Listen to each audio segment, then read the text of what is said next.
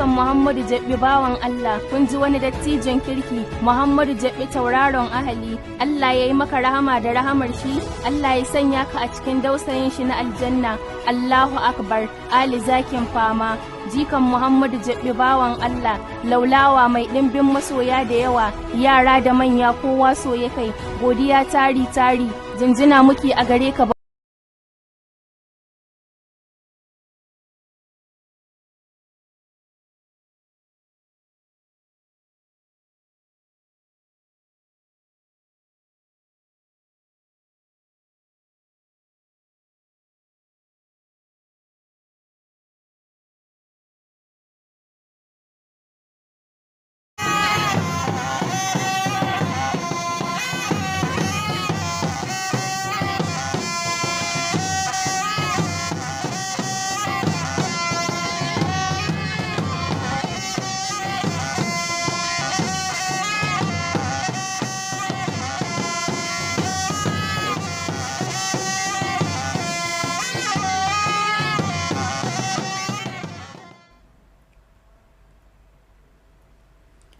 On the news tonight, Sokoto government pledges enhanced funding and infrastructure for College of Nursing Sciences, Tambuwal. Sokoto government commences emergency repairs on damaged water pipeline following heavy rainfall. Federal Road Safety Corps marks International Day of the African Child, advocates road safety awareness and child protection in Sokoto.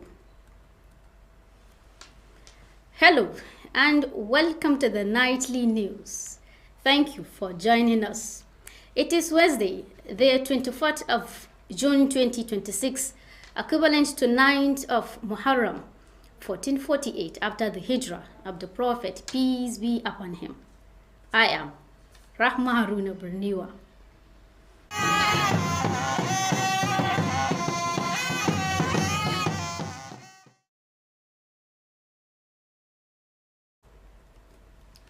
Sokoto State Governor Dr. Ahmed Aliu Sokoto and APC leader in the state, Senator Aliu Magatakardawa Mako, have returned to Sokoto after an official engagement in Abuja. They were received at the Sultan Abubakar III International Airport, Sokoto, by a large crowd of government officials, party supporters, and well-wishers. The entourage later proceeded to Senator Wamako's Gawanama residence, where supporters gathered to welcome the leaders back to the state. Addressing the gathering, Senator Aliu Magatakardawa Mako assured APC supporters of the state government's continued commitment to their welfare and the delivery of people-oriented programs and projects across the state. He urged party members to remain united and steadfast in supporting the administration to ensure the sustained development of Sokoto State. Special prayers were offered by Mallam Bashir Gidan Kanawa for Allah's guidance, protection, and continued success for the state's leadership. The event was attended by government officials, party stakeholders, traditional leaders, and APC supporters from across the state.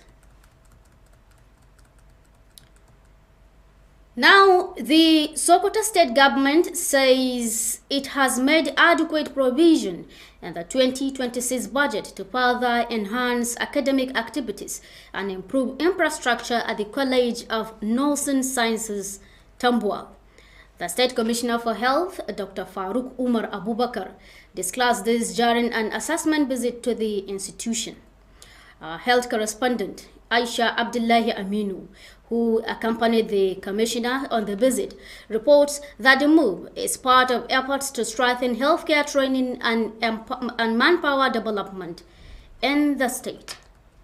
Her report. The commissioner explained that he visited the college to obtain first-hand information following reports of the institution's poor academic performance. He attributed the situation to what he described as a lack of commitment and dedication by some academic staff, stressing that such an attitude would no longer be tolerated.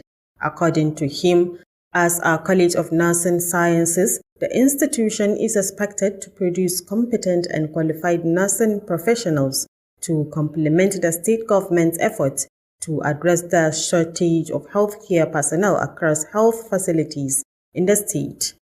Responding to the challenges highlighted by the provost of the college, the commissioner had this to say.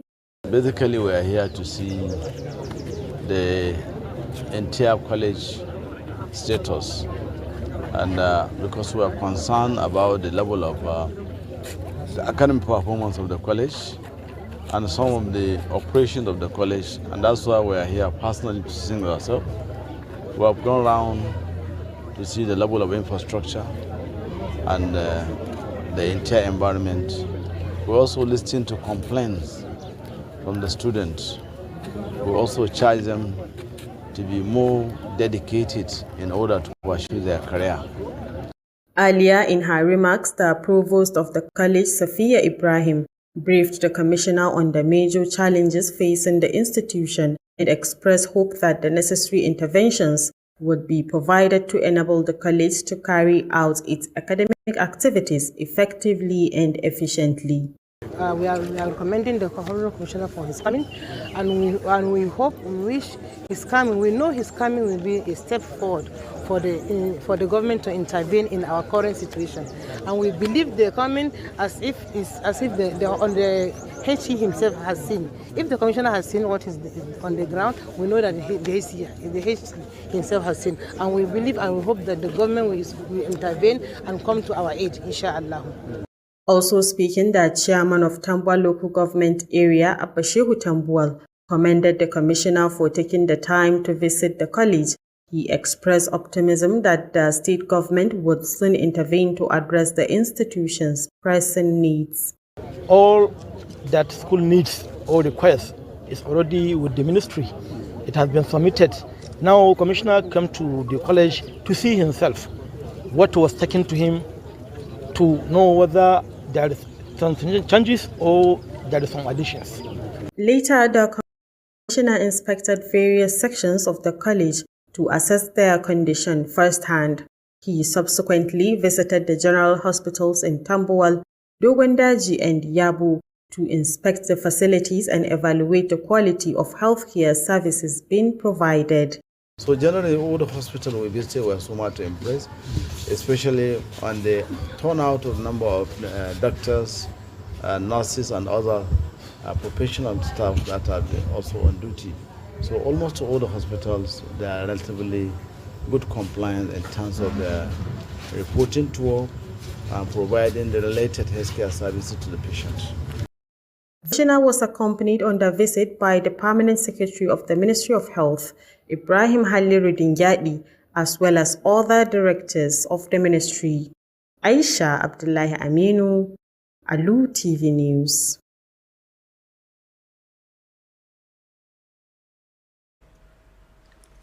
Okay.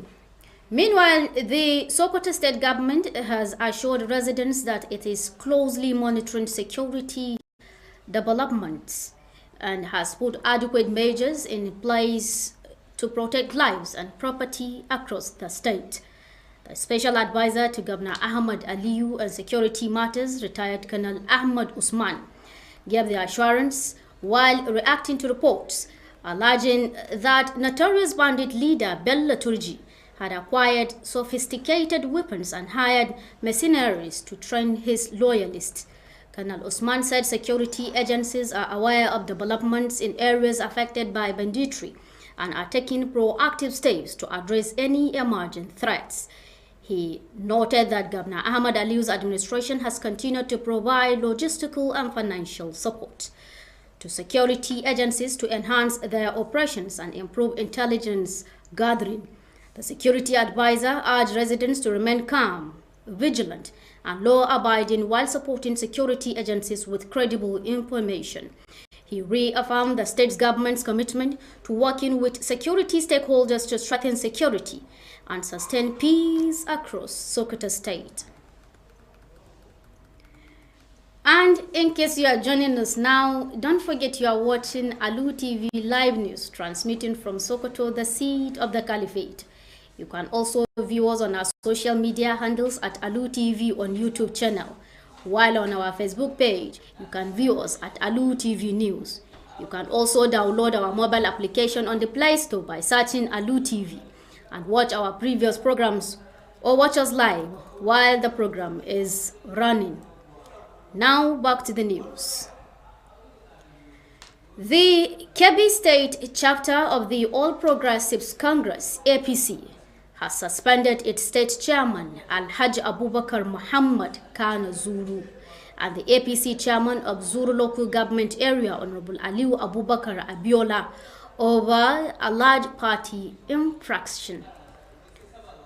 A statement signed by the state party secretary, Alhaji Saidu Muhammad Kimba, said the decision followed complaints from stakeholders within the Zulu Emirate over the officials' alleged poor commitment to party activities, inadequate stakeholder engagement, and non-compliance with party guidelines. The statement added that the deputy state chairman will serve in an acting capacity pending further directives. Meanwhile, the Kebbi State Commissioner for Livestock Development and Fisheries, Alhaji Kabir Usman Alaramma Zuru, has also been suspended from office with immediate effect. A statement issued by the secretary to the state government, Alhaji Yakubu Balata Fida, directed the commissioner to hand over all government property and official responsibilities to the permanent secretary of the ministry, pending further action. Now, the Sokoto state government has commenced emergency repairs on a major water pipeline damaged by heavy rainfall following disruption to water supply in parts of the state. Our reporter, Abubakar Tauba, reports that the affected pipeline, which conveys water from the quarry water intake to the treatment plant, was ruptured after a downpour caused the collapse of water reservoir and sections of the facility.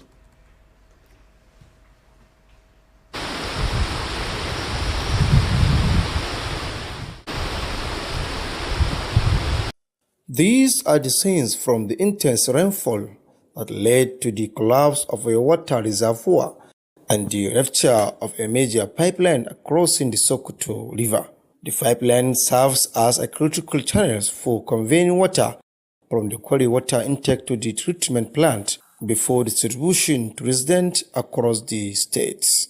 Addressing journalists at the site, the Commissioner for Water Resources, Alhaji Aminu Abdullahi, explained the extent of the damage and the reasons for inviting members of the press. He also outlined measures being taken by the state government to address the situation and restore water supply. The commissioner appealed to the residents to remain patient and assured them that the disruption is temporary, adding that efforts have been intensified to resolve the problem and improve water supply across the state. The commissioner appealed to the residents to remain patient and assured them that the disruption is temporary, adding that efforts have been intensified to resolve the problem and improve water supply across the states. So you are a witness to this, and you know very well how old these equipments are. They are very old. Due to tear and wear as well, we should expect problems here and there, but inshallah they will be addressed. The General Manager of the Sokoto State Water Board, Engineer Aminu Haruna Mikailu, highlighted the technical strategies being implemented to mitigate the impact of the disruption. He commended the Sokoto State Government for its commitment and support in addressing water supply challenges, noting that various interventions have already been introduced to ensure residents have access to potable water. We have an alternative, as my boss has stated, an alternative pipeline which was laid some years ago, but it's not being utilized because it has technical issues, leakages, and lack of some vital attachments on it. If we can address those leakages properly and then install the necessary missing equipments on it, we can revive it and make it workable, so that we can use it. That is the alternative that we are considering, so that we can use it to pump water and then divert from these affected pipelines for the time being. The Sokoto state government has intensified efforts to address water supply challenges across the state. So far, more than 50 solar-powered boreholes have been installed within Sokoto metropolis, while water geysers have been constructed in several communities to provide residents with easier access to clean and safe water. Abakar Toba, Alu TV News. Good. Now, the Federal Road Safety Corps, FRSC, Sokoto Sector Command, commemorated the 2026 International Day of the African Child with a call for increased road safety awareness, child protection, and educational development among school children in the state. The event brought together pupils, teachers, government officials, and other stakeholders in the education sector to celebrate the role of children in nation building while promoting responsible road use. Amina Hassangumi will tell us more. Addressing participants, the sector commander of the FRSC Sokoto Sector Command, Omar Adama Argungu, stressed the importance of teaching children road safety rules and responsible behavior from an early age to help reduce road crashes and save lives. Well, there are a lot of things that are facing. Children are facing a lot of challenges on the road, especially in terms of traffic crashes. A vehicle, the children will be in a vehicle, they are going to a ceremony or a occasion or whatever. The drivers will be driving dangerously, recklessly, and speeding while the other is carrying children. And these children, they are the futures of tomorrow. So if you go instantly and had a crash, a lot of this our young generation will become disabled. He also delivered a road safety awareness lecture, encouraging the pupils to consider careers in the safety profession in the future, while highlighting the importance of protecting lives and property. The chairman of the National Association of Proprietors of Private Schools, Alhaji Ahmad's father, commended the initiatives and urged pupils to serve as ambassadors of road safety in their schools and communities. All schools are invited, both private and public schools. I think the occasion was mainly dominated by the private school, the traditional cultural dances and the debates. That is why you look at it as if it is a private school activity. But after all, the program is for all students, all category of students. You can see the day is an international day for African child. Then that involves all category of students. And the main reason is to sensitize our students on their responsibilities as future leaders and to prepare them for the task ahead of them. Also of the private school, we have the existing road safety clubs, as I'm talking to you now. And by the grace of God, we are going to activate such clubs where they are dormant or they are non-existent. The program featured goodwill messages, road safety sensitization sessions, and presentation on health and child protection delivered by resource persons. As part of the celebration, participating schools showcased Nigeria's rich cultural heritage through colorful dance performances representing the Hausa, Igbo, and Yoruba ethnic groups. At the end of the cultural competition, Sahaba Academy emerged overall winner with 93%, while Al-Hedi International School secured second position with 91%. Twin Pillars School came third with 79%. A debate competition was also held among selected schools with a topic advantage and disadvantage of road safety profession. Following a nearly contested session, High Profile School emerged winner with 82%, while Global Kids School finished second with 79%. 1%. Judge assess participant based on their knowledge of the topic, strength of argument, presentation of evidence, communication skills, confidence, teamwork, and time management. Outstanding pupils and schools received awards, certificates, and gifts in recognition of their exceptional performances. Amina Hassan Gomi reporting for Alu TV News. Thank you. And now on sports. The FIFA World Cup 2026 delivered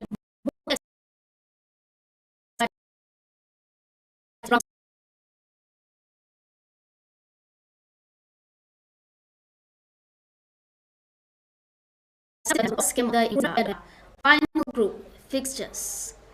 Ibrahim Wada has the report.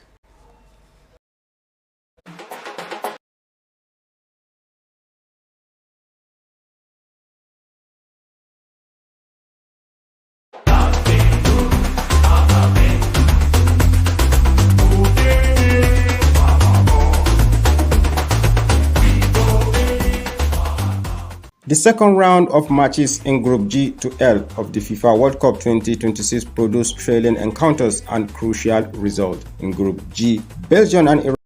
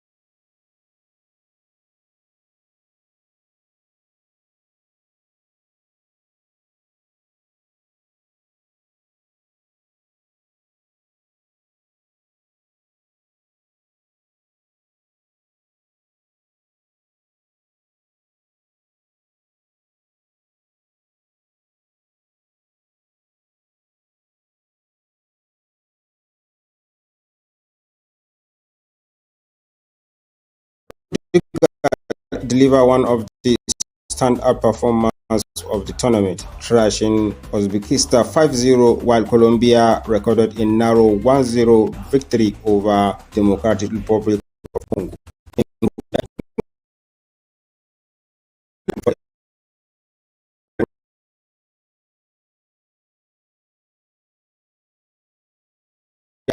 The race for several teams still battling for qualification ahead of their final round of group matches. And that's update from the FIFA World Cup 2026. I am Ibrahim Moda, Alu TV News. Yes, and that is it for news tonight. But before we leave you, let's take a quick look at tonight's top stories again. Topping our recap, the Sokoto State Government has pledged enhanced funding and infrastructure for the College of Nursing Sciences, Tambuwal. Also tonight, the Sokoto State Government has commenced emergency repairs on a damaged water pipeline following heavy rainfall. Marked the International Day of the African Child and advocated road safety awareness and child protection in Sokoto. Well, from Rome, that is your update. I'm Haruna Renewer, the news editor Bashar. Thank you for spending your evening with us. Have a pleasant night.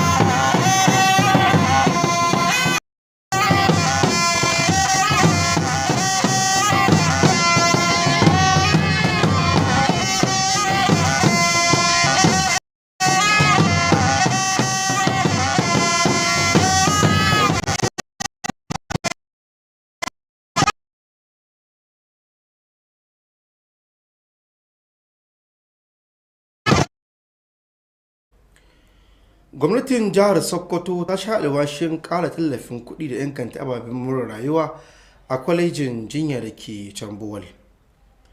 Gwamnatin jihar Sokoto ta fara aikin gaggawa na gyaran babban bututun ruwa wanda ya lalace sakamakon mamakon ruwan sama.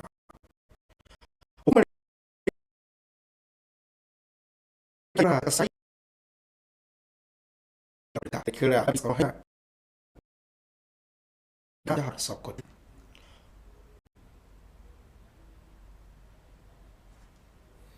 To jama'a assalamu alaikum, barka da yau da kasancewa tare da labaran Alu Tv da ke jihar Sokoto cibiyar Usmaniya. Yau dai muna Laraba, wato 9 ga watan Muharram hijira halitta daga Makka zuwa Madina 1448 wanda tamka da kwanaki 24 ga watan Yunin shekara 2026 miladiya. Sunana Abubakar Tauba. Gwamnan jihar Sokoto Dr. Ahmad Ali Sokoto tare da jagoran APC a jihar Sokoto Aliyu Magatakarda sun dawo gida Sokoto bayan wata tafiyar aiki da suka kai zuwa birnin tarayya Abuja. Sun dai samu tarbo na musamman a filin jirgin sama na ƙasa na Sultan Abubakar na 3 da ke jihar Sokoto, wato tare da jami'an gwamnati bayan jam'iyya da sauran masu alheri. Daga nan ta zuwa gidan wato da ke gwada na masu maraba da gida. Da yake jawabi a taron, sanata Aliyu Magatakarda Mako ya tabbatar wa magoya bayan APC wacin jihar ta ci gaba da kula da shirye-shirye na musamman da ayyukan raya ƙasa masu amfani ga al'umma. Ya kuma kira ga 'yan jam'iyyar da su ci gaba da haɗin kai da mara gwamnati na Ahmad Aliyu, wato domin tabbatar da ci gaban jihar Sokoto. An kuma gudanar da addu'o'i na musamman ƙarƙashin jagorancin Malam Bashir Gidan Kanawa domin neman shirin Allah kariya da nasara ga shugabannin jihar Sokoto. Taron da ya samu halartar jami'an gwamnati, shugabannin jam'iyya, sarakunan gargajiya da magoyan bayan APC daga sassa daban-daban na jihar nan da Sokoto. Da nan kuma gwamnatin jihar Sokoto ta bayyana cewa ta tanadi isassun kuɗaɗe a cikin kasafin kuɗin shekarar 2026 domin dai ƙara bunƙasa harkokin ilimi da kuma inganta kayayyakin more rayuwa a kwalejin jinya da ke karamar hukumar mulkin Tambuwal a jihar Sokoto. Kwamishin lafiya na jihar nan ta Sokoto jajircewa da sadaukar da cewa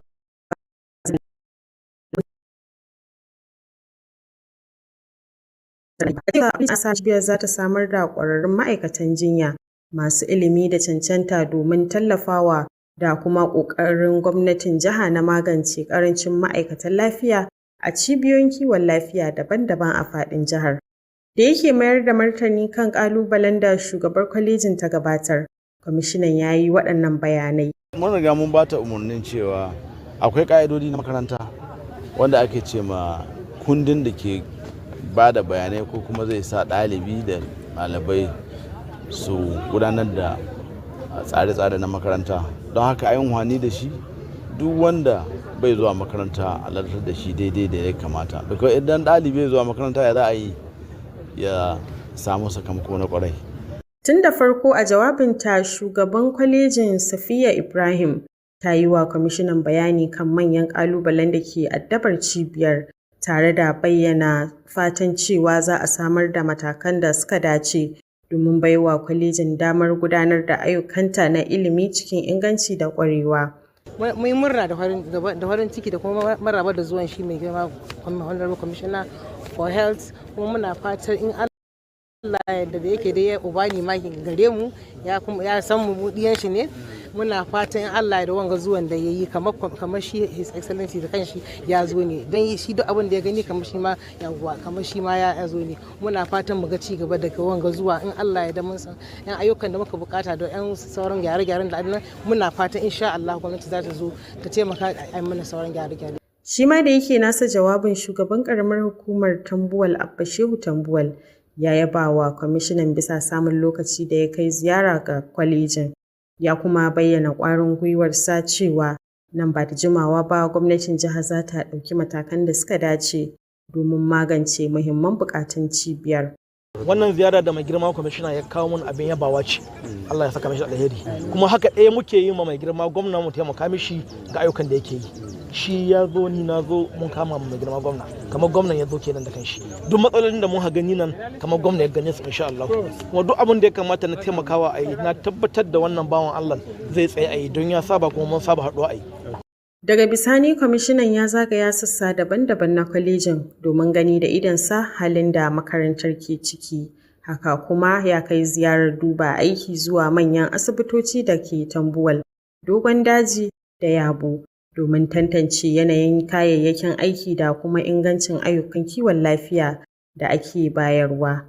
Duka asibitocin uku da muka zarta mun gamsu da irin tsabtata an ka ci gaba kuma bai da alaka da irin gyaran da shi mai girma gwamna ya yi, kuma yau duk inda ka shiga ka san ka shigo asibiti alaƙi kun gani ba abu ne na mu gato bisa ga inda aka fito, kuma gwargwado mutane na zuwa asibiti sun gamsu kenan da irin gyaran da aka yi ma wannan asibitoci. Yayin ziyarar kwamishinan ya samu rakiyar babban sakataren ma'aikatar lafiya Ibrahim Halliru Dingyadi tare da sauran daraktocin ma'aikatar. Aisha Abdullahi Aminu, labaran Alu TV.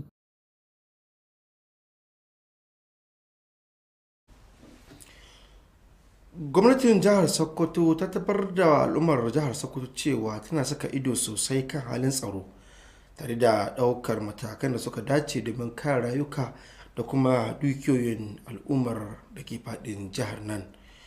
Mai baiwa gwamna Ahmad Aliyu shawara kan harkokin tsaro Kanal Ahmad Usman Taya shi ne ya bayar da wannan tabbacin yayin da yake mayar da martani kan rahoton da ke cewa fitaccen jagoran 'yan bindiga wato Bello Turji ya mallaki sababbin makamai masu ƙarfi tare da ɗaukar hayar wato mayaka domin horas da magoya bayansa. Kanar Usman dai ya ce hukumomin tsaro suna da cikakken bayani kan abubuwan da ke faruwa a yankuna da matsalar 'yan bindiga ta shafa, kuma suna ɗaukar matakan kariya domin daƙile duk wata barazana da kan iya tasowa. Ya ƙarar cewa gwamnatin Ahmad Aliyu na ci gaba da baiwa hukumomin tsaro tallafi na kayan aiki da kuɗi domin ƙarfafa ayyukansu da inganta tattara bayanan sirri. Ya kuma yi kira ga al'ummar su kasance masu natsuwa, sanya ido, bin doka da oda tare da baiwa hukumomin tsaro sahihan bayanai. Ƙarshe ya jaddada aniyar gwamnatin jihar Sokoto na ci gaba da haɗin gwiwa da masu ruwa tsaki a fannin tsaro domin tabbatar da zaman lafiya mai ɗorewa a jihar nan da Sokoto.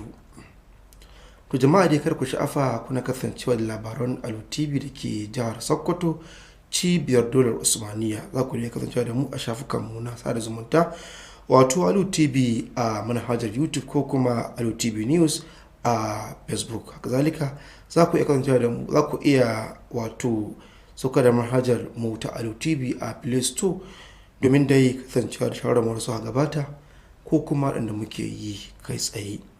Yanzu kuma labaran za su ci gaba. Jam'iyyar APC a jihar Kebbi ta dakatar da shugabanta na jiha Alhaji Abubakar Muhammad Kano Zuru da kuma shugaban APC na kamar hukumar Zuru Honorable Aliyu Abubakar Abiola a bisa zargin kare dokoki da ƙa'idojin jam'iyyar. A cikin wata sanarwa da sakataren jam'iyyar na jiha Alhaji Sa'idu Muhammad Kimba ya samu hannu, an bayyana cewa an ɗauki matakin ne bayan koke-koken masu ruwa tsaki daga masarautar Zuru kan zargin rashin jajircewa wajen gudanar da ayyukan jam'iyya, rashin isasshen hulɗa da masu ruwa tsaki da kuma rashin bin ƙa'idojin jam'iyyar. Sanarwar ta ƙara cewa mataimakin shugaban jam'iyyar na jiha zai ci gaba da riƙe gudanar da ayyukan shugabanci a matsayin riƙon ƙwarya har sai an bayar da wani umarni na gaba. A wata mai kama da haka kuma an dakatar da kwamishinan raya kiwon dabbobi da kifi na jihar Kebbi Alhaji Kabiru Usman Alaramma Zuru. Wata sanarwa dai ta sakataren gwamnatin jihar Alhaji Yakubu Bala ta fida ta umarci kwamishinan da ya yi gaggawar hannunta dukkanin kadarorin gwamnati da kuma nauyin aikinsa ga babban sakatare na ma'aikatar har sai an ɗauki wani mataki na gaba. To nan kuma gwamnatin jihar Sokoto ta fara aikin gaggawa na gyara wani babban bututun ruwa wanda ya lalace sanadi mamakon ruwan sama, lamarin da ya haifar da tankardar samar da ruwa wato isassu a sassa daban-daban a jihar nan. Wakilinmu da ya rota cewa bututun wanda ke cikin gulbin Sokoto na jigilar ruwa ne daga tashar ɗebo ruwa ta Kwari zuwa cibiyar tace ruwa da ke ƙwarewar birnin jihar Sokoto. Watanni dai sun nuna cewa bututun ya fashe ne bayan wasu mamako ruwan sama da aka yi masu kama da bakin ƙwarya. Ga rahoton da aka hada a kan wannan lamarin.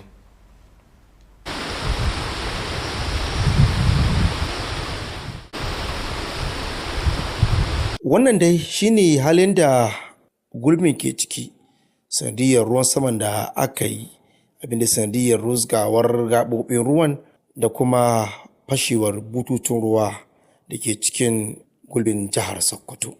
An da bayyana cewa bututun ruwan dai na samar da ruwa ne daga gidan samar da ruwa da ke Kwari zuwa tasoshin tace ruwan domin rarraba su a jihar Sokoto. Yayin da yake zantawa da manema labarai, kwamishinan albarkatun ruwa da ke jihar Sokoto Alhaji Aminu Abdullahi Iya ya bayyana dai halin da yanayin ke ciki da kuma dalilin da ya sa a gayyaci 'yan jarida. Kazalika ya zayyano matakan da gwamnati za ta bi domin magance wannan matsala ta samar da ruwan sha a jihar Sokoto. Kazalika kwamishinan da ya ƙara kira ga al'ummar su kasance masu haƙuri, inda ba su tabbacin cewa wannan matsalar ba mai ɗorewa ba ce. Ya ƙara da cewa tun dai aka ɗauki matakai domin ganin wannan matsala ta kasance tarihi ta ƙarancin ruwa a jihar Sokoto. Matsala ta babba wanda sai an san matakin da ya kamata ɗauka don a na ɗaya dai a kai gyaran wanga wurin saboda shi a babban wuri na tura ruwa, sannan kuma ga cewa akwai wata hanya da za mu samu na mu kauce mun tun wanga ya lalace bai yi, ina za mu koma mu san cewa dai an ci gaba da ayyuka na ba da ruwa ga al'umma. Shi ma'ana shahujin babban manajan hukumar samar da ruwa a jihar Sokoto injiniya Aminu Haruna Mika'ilu ya zayyano hanyoyin da za a bi domin dai magance wannan matsala. Harilawu ya gode wa gwamnatin jihar Sokoto akan kokarinta na ganin ta shawo kan matsalar karancin ruwa a jihar Sokoto, inda bayyana cewa tuni dai aka ɗauki matakai na samar da ruwansa masu tsafta a jihar Sokoto. Saboda irin wasu matsaloli da ke gare shi na zubar ruwa wurare daban-daban da kuma wasu equipments ɗin da suka yi missing daga jiki ne, musamman air release valves, wuraren da iska ke fita in an fara zubar da ruwa.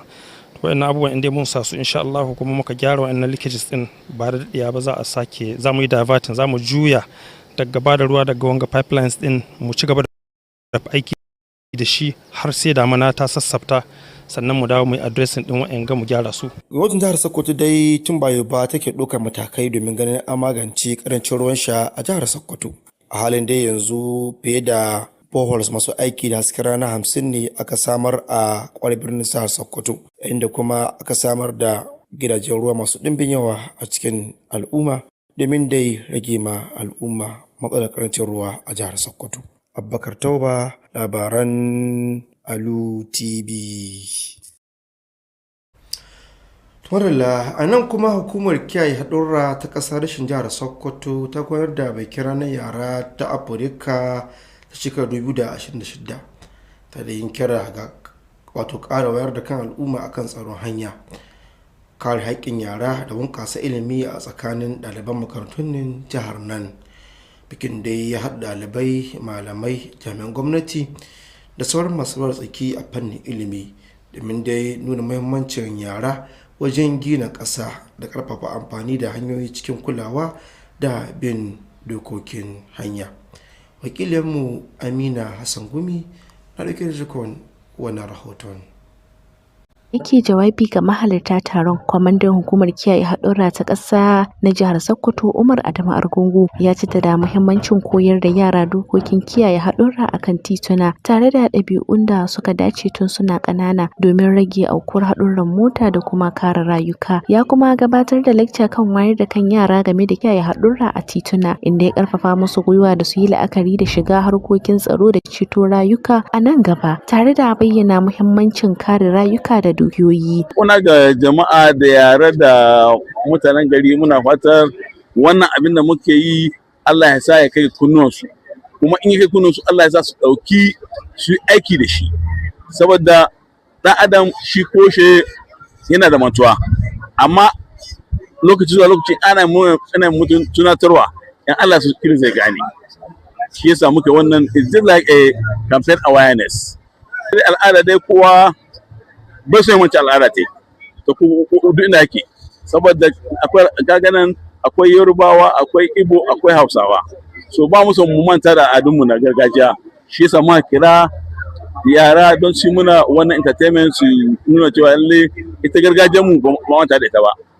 Sannan kuma muna son yara su gane cewa wannan aikin ba wai aikin mutum ɗaya bane, ya kamata yara su ma su fara su samu experience, su samu koyarwa tun suna 'yan yara, sannan cewa road safety is for everybody, na kowa da kowa ne, don haka kowa ya iya ya san yadda za a yi unwani da godabe. Shi ma da yake nasa jawabin, shugaban kungiyar makarantu masu zaman kansu ta ƙasa Alhaji Ahmad Fadi ya yaba da wannan shiri tare da ƙarfafa wa ɗalibai gwiwa da su kasance jakadun kiyaye haɗurra a makarantunsu da kuma al'ummominsu.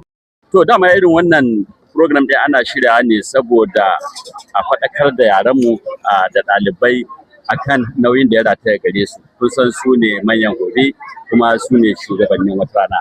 To ana iya yin wannan celebration ne saboda a faɗa musu abubuwan da nauyin da ya rataya gare su. Kuma insha Allah za a ci gaba da yin wannan. Wallahi kamar yadda kuka gani makarantun ne sun hallara, kuma ga dukkan alamu wannan taron ya samu nasara, kuma za a ci gaba da aiwatar da shi. Shirin ya kuma kunshi sakonnin fatan alkhairi, wayar da kai kan kiyaye haɗurra a tituna da kuma gabatar da bayanai kan lafiya da kare haƙƙin yara daga bakin masana. A wani bangare na bikin, makarantun da suka halarta sun baje kolin ɗimbin al'adun ƙasa Najeriya ta hanyar raye-rayen gargajiya masu ƙayatarwa da suka wakilci ƙabilun Igbo, Hausa da Yoruba. A ƙarshen gasar al'adun, makarantar Sahaba Academy ce ta zo ta farko da maki 99 cikin 100, yayin da Alheri International School ta zo na biyu da maki 91, inda Twin Pillars School kuma ta samu matsayi na uku da maki 79 cikin 100. An kuma gudanar da gasar muhawara tsakanin wasu zababbun makarantu bayan fafatawa mai armashi. High Profile School ta zama zakara da maki 82 cikin 100, yayin da Global Kids School ta zo ta biyu da maki kashi 79 a cikin 100. Alƙalan gasar sun tantance mahalarta ne bisa fahimtar su kan maudu'in da aka tattauna, ƙarfi da ingancin hujjojin da suka gabatar, yadda suka gabatar da su, ƙwarin gwiwa da aiki da lokaci. An karrama fitattun ɗalibai da makarantu da lambobin yabo, takardun shaida da kyaututtuka domin nuna jin daɗi da yabawa ga ƙwazon da suka nuna. Amina Hassan Gumi, labaran Alu TV. Tumarilla, a fage wasanni kuma, a daidai lokacin da kasashen duniya ke ci gaba da fafatawa a gasar cin kofin duniya na shekarar 2026, gasar dai ta ci gaba da samar da wasanni masu ƙayatarwa, yayin da aka buga zagaye na biyu na wasannin rukuni.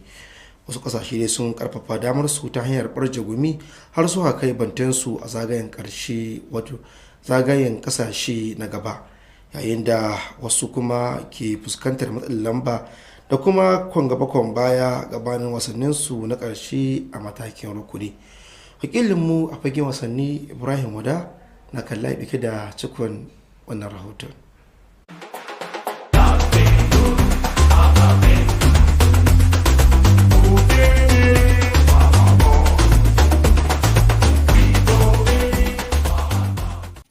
Zagaye na biyu na wasannin rukuni na ga zuwa la a gasar kofin duniya ta shekara ta 2026 ya samar da wasanni masu ƙayatarwa da kuma sakamako masu muhimmanci. A rukunin ga Kasar Belgium da Iran sun tashi kunnen doki nema da nema yayin da kasar Masar ta doke kasar New Zealand da ci 3-1 domin karfafa fatanta na tsallakewa zuwa mataki na gaba. A rukunin H, kasar Spaniya ta nuna barjita inda ta lallasa Saudi Arabia da ci 4-0, yayin da kasar Uruguay da Kivad suka tashi kunnen doki 2-2 a wasa mai cike da armishi. A rukunin E, kasar Faransa ta ci gaba da fara gasar cikin karfi bayan da ta doke kasar Iraq da ci 3-0, yayin da kasar Norway ta samu nasara doke Senegal da ci 3-2 a wasa mai ayatarwa. A rukunin J, kasar Argentina ta tabbatar da samun gurbin zuwa mataki na wasan fitar da gwani bayan da ta doke Austria da ci 2-0, yayin da Algeria ta farfado daga baya ta doke kasar Jordan da ci 2-1 domin ci gaba da rike fatan tsallakewa. A rukuni na K, kasar Portugal ta nuna ɗaya daga cikin fitattun wasannin gasar bayan da ta lallasa Uzbekistan da ci 5-0, yayin da Colombia ta samu nasarar doke jamhuriyar demokaradiyyar Congo da ci 1-0. Da Ghana sun tashi nema da nema, yayin da Croatia ta doke Panama da ci 1-0. Wayannan sakamako sun ƙara zafafa fafatawar neman gurbin zuwa matakin wasannin fitar da kai, inda har yanzu ƙasashe da dama ke fafatawa domin samun tiketin tsallakewa gabanin zagaye na ƙarshe na wasannin rukuni. Ƙarshen rahoton wasanni kenan. Ibrahim Wada, labarun Alu TV. Tumarilla a kai da Ibrahim Wada da kuma rahoton ka labaranmu ne suka zo ƙarshe. Sai dai ka sallama da ku ga tushen mahimman kanunsu. Da farko dai kun ji cewa gwamnatin jihar Sokoto ta lashe takobin ƙara tallafin kuɗi da inganta ababen rayuwa a kwalejin jinya da ke garin Tambuwal. Kazalika kun ji cewa gwamnatin jihar Sokoto ta fara aikin gaggawa na gyaran babban bututun ruwa da ya lalace sanadiyar mamakon ruwan sama. Da ƙarshe kuma mun lauta muku cewa hukumar kiyaye haɗurra ta ƙasa rashin jihar Sokoto ta yi bikin ranar yara ta Afirka tare da kira ga wayar da kai akan tsaron hanya da kare haƙƙin yara a jihar Sokoto. Duka iyakacin abin da ya sauke kenan a labaran namu na wannan lokaci. A madadin kowa da kowa musamman ma wanda ya hidimta labaran a cikin harshen Turanci tare da tsara su Bashar Abubakar. Ni Abubakar to ba fasara na Kano. Nake ta nafiya.